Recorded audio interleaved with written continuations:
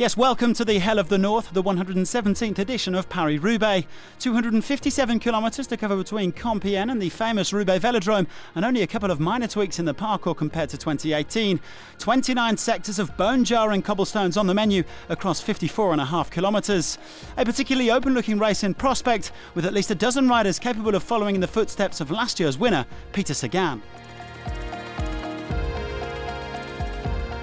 A reminder of some of the other race favourites, including previous winners Greg van Avermaet and John Degenkolb. Some furious racing in the first part of the day with an average speed of over 44k an hour, but none of the early attacks sticking, the peloton keeping everybody on a tight leash. Well, shortly before the first cobbled sector, a group of 9 riders pulled clear. Michael Scher in there for the CCC team of 2017 winner Van Avermaet. But a large chase group were quickly on their tail, with some more big names in there, including European champion Matteo Trentin and the Belgian champion Yves Lampaert. It didn't take long for those groups to come together, so 23 men with a slender lead heading through the first cobbled sectors. Now, there hasn't been a wet Paris-Roubaix since 2002, and the dry run continued here in 2019. Plenty of dust though being thrown up in the cobbles, and flat tyres aplenty. Trentin was one of those caught out. The Italian was forced to return to the peloton. Now, most of the favourites managed to stay out of trouble, but there was bad news for Alexander Kristoff, the Norwegian winner of Ghent-Wevelgem and third at the Tour of Flanders, suffering an untimely puncture, and he soon found himself at 2 minutes back. Heading into perhaps the toughest cobbled sector, the 5-star Trouée d'Arambert, a minor scare for Sagan and Wout van Aert. The Belgian with a few mechanical issues as the experienced Stijn Vandenberg moved into the lead. Well, 3-time cyclocross world champion Van Aert going to ground just after a bike change, but the 24-year-old kept fighting. 3 men then pulled clear at the front: Philippe Gilbert, Rudiger Selig and Niels Pollitt. And the day's key move came with around 50 kilometres to go.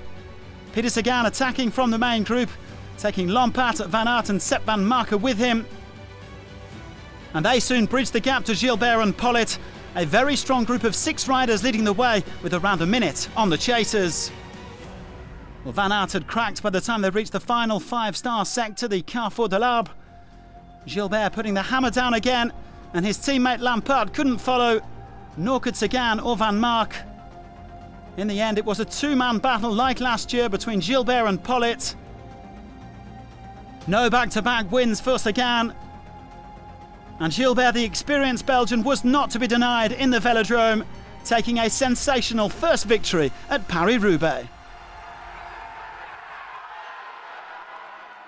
Well, this will no doubt go down as one of the standout performances of Gilbert's glittering career.